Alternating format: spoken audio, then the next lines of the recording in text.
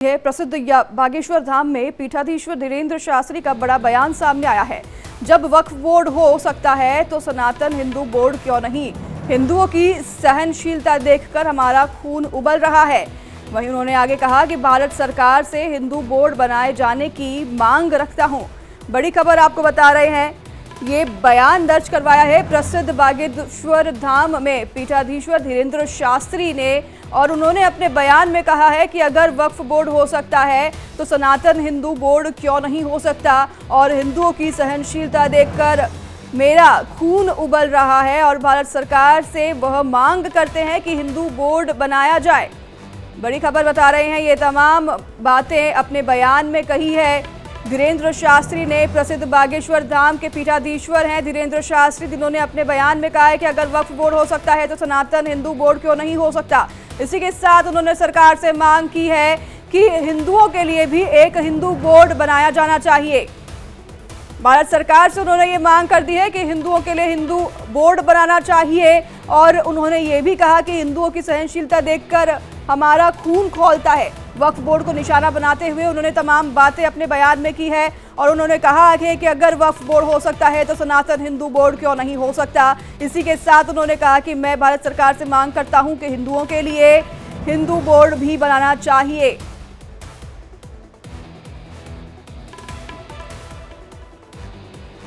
प्रसिद्ध बागेश्वर धाम के पीठाधीश्वर हैं धीरेन्द्र शास्त्री, जिनका बड़ा बयान सामने आया है, और उन्होंने अपने बयान में कह दिया है कि अगर वक्फ बोर्ड हो सकता है तो सनातन हिंदू बोर्ड क्यों नहीं हो सकता। उन्होंने प्रश्न चिन्ह लगाते हुए अपने बयान में ये बात कही है, और साथ ही उन्होंने ये भी कहा है कि भारत सरकार में हिंदू बोर्ड बनाए जाने की मांग रखता हूं मैं। बड़ी खबर आपको बता रहे हैं, पीठाधीश्वर धीरेन्द्र शास्त्री की तरफ से ये बयान आया है। तो सूचना मिली कि हमारे मध्य प्रदेश के बहुत ही प्रिय मुख्यमंत्री जी ने जैन बोर्ड की चर्चा की। हम भारत सरकार से चाहेंगे जब वक्फ बोर्ड हो सकता है तो सनातन हिंदू बोर्ड क्यों नहीं हो सकता है, और मंदिरों को उनके अधीन करके षड्यंत्र रचने वाले, प्रपंच रचने वाली सभी ताकतों पर तत्क्षण रोक लगाकर हिंदू बोर्ड बनाए जाने की हम पूर्ण रूप से मांग कर रही है। अभी आपने सुना पीठाधीश्वर धीरेन्द्र शास्त्री को, जिन्होंने कहा कि हिंदुओं के लिए भी एक हिंदू बोर्ड होना चाहिए। सरकार से वो मांग करते हैं, भारत सरकार से। और आपको एक बार फिर से सुनाते हैं उन्होंने और क्या कुछ कहा अपने बयान में। तो सूचना मिली कि हमारे मध्य प्रदेश के बहुत ही प्रिय मुख्यमंत्री जी ने जैन बोर्ड की चर्चा की। हम भारत सरकार से चाहेंगे जब वक्फ बोर्ड हो सकता है तो सनातन हिंदू बोर्ड क्यों नहीं हो सकता है, और मंदिरों को उनके अधीन करके षड्यंत्र रचने वाले, प्रपंच रचने वाली सभी ताकतों पर तत्क्षण रोक लगाकर हिंदू बोर्ड बनाए जाने की हम पूर्ण रूप से मांग कर रही है। तो अभी आप सुन रहे थे पीठाधीश्वर धीरेन्द्र शास्त्री को, जिन्होंने अपने बयान में कहा कि अगर वक्फ बोर्ड हो सकता है तो हिंदू बोर्ड क्यों नहीं हो सकता, और भारत सरकार से मैं मांग करता हूं कि हिंदुओं के लिए भी हिंदू बोर्ड बनाया जाना चाहिए। पीठाधीश्वर धीरेन्द्र शास्त्री को आप सुन रहे थे। प्रसिद्ध बागेश्वर धाम के पीठाधीश्वर हैं धीरेन्द्र शास्त्री, हर कोई उनका नाम जानता है, बच्चा बच्चा उन्हें जानता है। उन्होंने अब अपने बयान में ये बड़ी बात कह दी है। उन्होंने कह दिया है कि अगर वक्फ बोर्ड हो सकता है तो हिंदू बोर्ड क्यों नहीं हो सकता, और वो भारत सरकार से मांग करते हैं कि हिंदुओं के लिए भी हिंदू बोर्ड बनाया जाना चाहिए। अभी आप उनको सुन रहे थे, अपने बयान में साफ तौर से वो कह रहे थे वक्फ बोर्ड को निशाना बनाते हुए कि वक्फ बोर्ड अगर हो सकता है तो सनातन और हिंदू बोर्ड क्यों नहीं हो सकता, हिंदुओं के लिए भी एक हिंदू बोर्ड बनाना चाहिए। तो साथ ही उन्होंने ये भी कहा कि हिंदुओं की सहनशीलता देखकर हमारा खून उबल रहा है, भारत सरकार से मैं हिंदू बोर्ड बनाए जाने की मांग रखता हूँ। वक्फ बोर्ड को लेकर बड़ा बयान दर्ज कराया है धीरेन्द्र शास्त्री ने। प्रसिद्ध बागेश्वर धाम के पीठाधीश्वर है धीरेन्द्र शास्त्री, जिन्होंने अपने बयान में कह दिया है वक्फ बोर्ड को निशाना बनाते हुए कि मैं भारत सरकार से मांग करता हूं कि हिंदुओं के लिए भी एक हिंदू बोर्ड बनाया जाना चाहिए। अभी आप उन्हें सुन रहे थे। धीरेन्द्र शास्त्री प्रसिद्ध बागेश्वर धाम के पीठाधीश्वर हैं, जिन्होंने अपने बयान में कह दिया है कि अगर वक्फ बोर्ड हो सकता है तो सनातन हिंदू बोर्ड क्यों नहीं हो सकता है। हिंदुओं की सहनशीलता देखकर हमारा खून उबल रहा है और उन्होंने ये भी कहा कि भारत सरकार से मैं मांग करता हूं, हिंदुओं के लिए हिंदू बोर्ड बनाया जाना चाहिए। अजय गौतम हिंदू धर्म गुरु हमारे साथ लाइव जुड़ गए हैं, आपका बहुत बहुत स्वागत है। गुरुजी देखिए, अभी हमने जैसे सुना, साफ तौर पर कह रहे हैं पीठाधीश्वर धीरेन्द्र शास्त्री कि अगर वक्फ बोर्ड हो सकता है तो सनातन हिंदू बोर्ड क्यों नहीं हो सकता। देखिए ये कितना मुमकिन है कितना नहीं, ये तो कानून पर हम छोड़ देते हैं, लेकिन इस तरह का बयान देना लोगों में, सियासत तो इस पर उबलेगी लेकिन लोगों में भी काफी उबाल देखने को मिलेगा। जो भी बागेश्वर पीठाधीश्वर ने कहा है वो हर हिंदू की मांग है।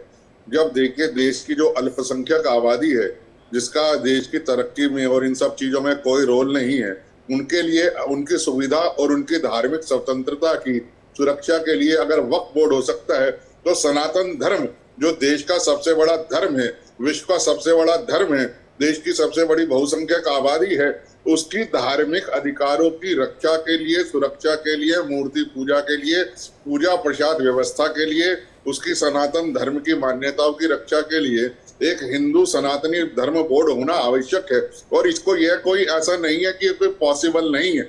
जब संविधान के अंदर इतने संशोधन हो सकते हैं और उनके अंदर इस तरीके की मांगे पूरी करी जा सकती हैं, तो हम बिल्कुल सरकार से मांग करेंगे कि आने वाला जो भी लोकसभा का सत्र हो, बिना किसी देरी के एक इस तरीके का कानून बनाया जाए और लोकसभा से पास किया जाए कि हिंदू सनातन धर्म की जितने भी हमारे मंदिर हैं, मठ हैं, पूजा स्थान हैं, हमारी पूजा पद्धति हैं, इन सब की रक्षा के लिए, सुरक्षा के लिए और इनको सुदृढ़ करने के लिए, मजबूत करने के लिए एक हिंदू सनातनी बोर्ड होना आवश्यक है, जिसकी अध्यक्षता हमारे चारों शंकराचार्य और हमारे सभी धर्माचार्य मिलकर करें।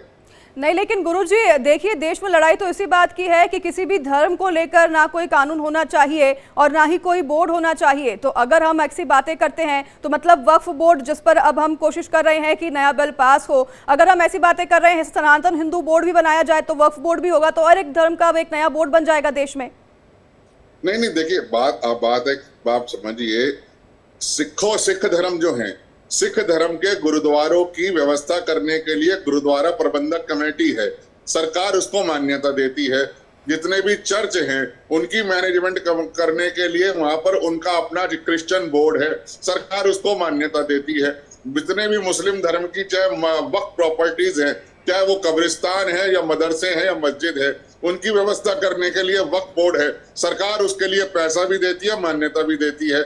लेकिन हमारे हिंदू मंदिर, जिनसे टैक्स के तौर पे सरकार लाखों करोड़ रुपया हर वर्ष चंदे के तौर पर लेती है, 18% जीएसटी के तौर पर लेती है, प्रसाद की पूजा पद्धति पर जीएसटी के तौर पर लेती है, और हमारे ही मंदिरों के पैसे से बाकी ठीक है गुरुजी, आपके पास लौटूंगी। हमारे साथ AIMIM से दानिश भी जुड़ गए हैं, आपका बहुत बहुत स्वागत है दानिश जी। और देखिए जिस तरह से जो है बागेश्वर धाम के प्रसिद्ध हैं पीठाधीश्वर धीरेन्द्र शास्त्री, उन्होंने बड़ा बयान दिया है। वो कह रहे हैं कि अगर वक्फ बोर्ड हो सकता है तो सनातन हिंदू बोर्ड क्यों नहीं हो सकता है। देखिए, मुझे लगता है कि किसी भी धार्मिक स्थान के लिए उसके मैनेजमेंट में जो उसके मजहब के लोग हैं वो अगर करें तो उससे कोई आपत्ति नहीं है। ये तो पूरी जो मांग है ये सरकार की और उन लोगों के बीच की है, इसमें मुझे नहीं लगता कि किसी और के पक्ष का कोई ओनस बनता है।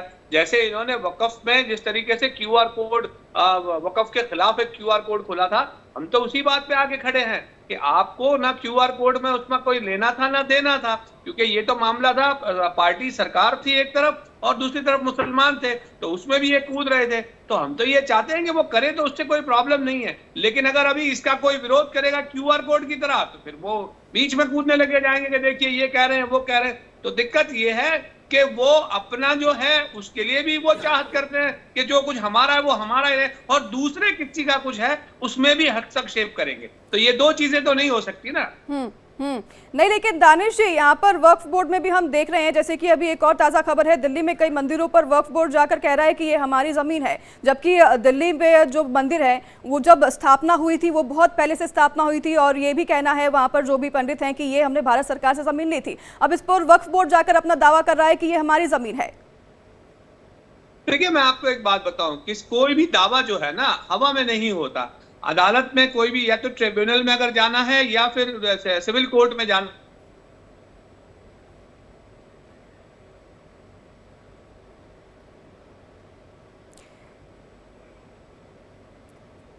ठीक है, हमारे साथ गुरुजी बने हुए हैं, फिर से दानिश जी से जुड़ने की कोशिश करेंगे, कनेक्शन हमारा उनसे टूट गया है।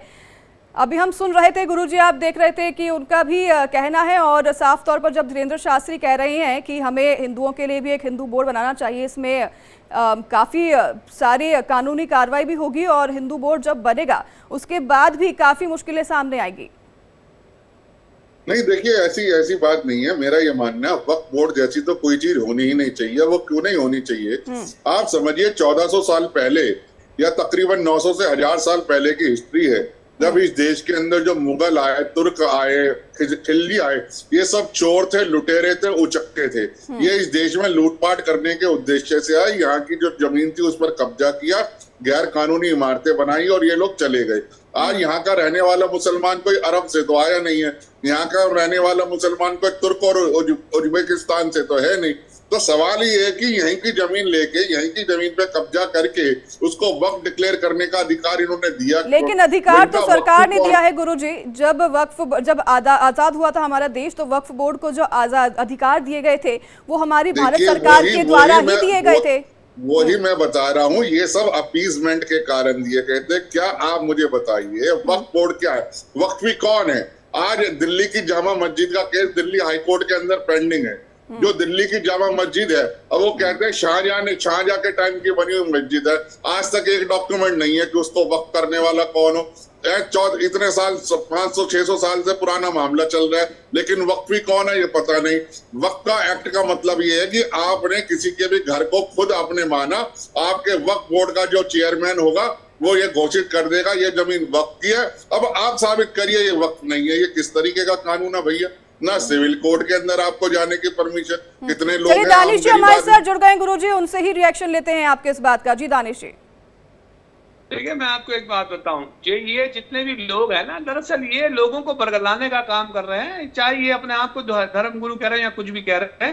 मैं आपको एक बात समझा दूं, देश का जो कानून व्यवस्था है ना, हमारे यहाँ का सिविल कानून जो है वो अपने आप में जाना जाता है। अब सवाल ये है कि कोई भी प्रॉपर्टी अगर कोई भी व्यक्ति क्लेम करता है, सपोज टू बी मैं भी अगर क्लेम करता हूं, तो उसके पूरे डॉक्यूमेंट जो है सबसे पहले अदालत में जाते हैं, रजिस्ट्रार उसको वेरीफाइड करता है, रजिस्ट्रार का वेरीफाइड करने के बाद अथॉरिटी उसको क्लियर करती है, उसके बाद जो है पार्टियों को नोटिस निकलता है। और अगर कई मामलों में ऐसा होता है कि अगर उनको ये लगता है कि ये मैरिट ही ठीक नहीं है तो वो लेते ही नहीं है। तो आप मुझे ये बता दीजिए कि अगर मामले के अंदर में कोर्ट में मैटर गया है, इसका मतलब निकल के क्या? लेकिन दानिश जी ये बात भी गलत नहीं है कि लोगों की पीढ़ियां गुजर जाती हैं, जो जमीन एक बार वक्फ बोर्ड ने घोषित कर दी कि हमारी है, उसके बाद उस जमीन को वापस करने के लिए। नहीं, बात वो नहीं है। बात ये है ना, मैं आपको ये कहता हूँ, पीढ़ियों की बात नहीं है, सदियों की बात नहीं है, अशरों की बात नहीं है। बात ये है कि अगर मेरा नहीं है तो उसके ऊपर मैं क्लेम कैसे कर सकता हूँ? अगर किसी ने भी क्लेम किया है, यही तो बड़ा सवाल है कि अगर आपका नहीं है तो वक्फ बोर्ड क्लेम कैसे कर लेता है? मुसलमान तो इस देश में थे ही नहीं। अजय जी आपके पास लौटेंगे। जी दानिश जी। देखिए सवाल यहाँ आके ये खड़ा है, मैंने आपसे भी हाल क्या पूछा कि उन्होंने ये कहा कि भाई एक बोर्ड वैसा हिंदू समाज के लिए भी बनाना चाहिए। तो मैं आपको आपकी न्यूज एजेंसी पे, तो आप क्या कह रहे हैं, बनाना चाहिए कि नहीं, हाँ या ना? सॉरी, बनाना चाहिए कि नहीं बनाना चाहिए हिंदू बोर्ड? देखिए मुझे तो ये लगता है कि ये भारतीय जनता पार्टी का और उसकी भगीनी संस्थाओं का मसला नहीं है। आम हिंदू अगर ये चाहता है तो हुकूमत करे, उसमें कोई परेशानी नहीं है। हमें क्या? ठीक है अजय जी आप कुछ कह रहे थे। देखिए मेरा बहुत स्पष्ट मानना यह है कि सनातन वक्फ बोर्ड होना चाहिए और जो मुस्लिम वक्फ बोर्ड है वो खत्म होना चाहिए। मैं बिल्कुल स्पष्ट बात करता हूँ और इसलिए कहता हूँ वक्फ बोर्ड क्यों खत्म होना चाहिए, क्योंकि मुसलमान जो हैं, जो गरीब तबका है मुसलमानों का, वो ही ज्यादा पीड़ित है। हिंदुओं की जमीन तो वक्फ बोर्ड ने छीनी है, गरीब मुसलमानों की उनकी भी जो जमीन है वो वक्फ बोर्ड ने ज्यादा छीनी है। और मैं आपको बता दूं, ये कहते हैं कि वक्फ बोर्ड में सेक्शन 5 के अंदर आप नोटिफिकेशन दे दीजिए, बस उस नोटिफिकेशन नोटिफाइड करना ही काफी है कि ये जमीन वक्फ की है। उसके अलावा ना तो उसकी कोई फर्क देखी जाएगी, ना उसका कोई वो नक्शाबंदी देखी जाएगी, ना पेशबंदी देखी जाएगी, क्योंकि उसको सरकार ने नोटिफाइड किया है वक्फ गजट नोटिफिकेशन के अंदर, इसलिए वो जमीन वक्फ है, ये अपने आप में ही पूरे का पूरा कानून सही माना जाएगा। ऐसा नहीं है, वक्फ बोर्ड में पूछ लीजिए इसके अलावा क्या प्रक्रिया है। मैं 10 जमीनों के नाम बता देता हूँ आपको, जो गरीब मजदूर मुसलमानों की जो पुश्तैनी जमीनें थी वो वक्फ बोर्ड के अधिकारियों ने छीन ली और वहां पर आज बड़ी बड़ी बिल्डिंगें बना के उनको किराए पे दे रखे हैं। तो वक्फ बोर्ड तो ये है कि हिंदू तो परेशान है ही है, जो हमारे गरीब मुसलमान जो हैं वो भी इस वक्फ बोर्ड से परेशान। जी दानिश जी, देखिए सवाल ये है कि करप्शन की बात अगर की जा रही है तो करप्शन तो हिंदुस्तान के कौन से कोने में नहीं है, तो क्या उसके लिए लोकतंत्र खत्म कर दिया जाए? ऐसा नहीं होता। जो जिम्मेदार है उसके खिलाफ कार्रवाई करनी चाहिए। अगर आपको ऐसा लगता है कि कोई व्यक्ति इन्वॉल्व है तो उसका करनी चाहिए। अब मुझे एक बात बता दीजिए, भारतीय जनता पार्टी में अगर कोई आदमी इस तरीके का अराजक मामला करता है तो क्या उस पार्टी को खत्म कर दिया जाएगा? नहीं किया जा सकता। व्यक्तिगत तौर पे अगर कोई भी आदमी जिम्मेदार है तो उसके खिलाफ कार्रवाई करिए, आपको कौन रोक रहा है जी? लेकिन सवाल ये है कि आप ये कहेंगे कि ऐसा हुआ है इसलिए ये खत्म कर देना चाहिए। अरे मुझे ये बताइए, 2 करोड़ से ज्यादा केसेस देश की अदालतों में पड़े हैं, तो आप ट्राइब्यूनल की तो आप बात करते हो वक्फ बोर्ड की, 2 करोड़ से ज्यादा मैटर जो कोर्टों में पेंडिंग पड़े, तो क्या अदालतें बंद कर दी जाएंगी? ऐसा नहीं होता। इस जहनियत से बाहर निकलिए। ये भारतीय जनता पार्टी की जो मानसिकता है ना, कि जो जहनियत बनाने की कोशिश की जा रही है वो बिल्कुल गलत है और इससे आप बाहर निकलिए। देश में कानून है और कानून सबसे ऊपर है, और किसी का भी क्लेम कर देना और ठीक है दानिश जी, देखिए यहाँ पर भारतीय जनता पार्टी की तो कोई बात नहीं है फिलहाल। तो आप लोगों का बहुत बहुत धन्यवाद। अजय जी आपका बहुत धन्यवाद हमारे साथ जुड़ने के लिए। देखिए ये बड़ी खबर है इस वक्त की, और आपको बता दें कि पीठाधीश्वर धीरेंद्र शास्त्री ने बयान में कहा कि अगर वक्फ बोर्ड हो सकता है तो हिंदू धर्म के लिए बोर्ड क्यों नहीं। इसी के साथ यहाँ पर रुकेंगे छोटे से ब्रेक के लिए, जल्द होंगे हाजिर।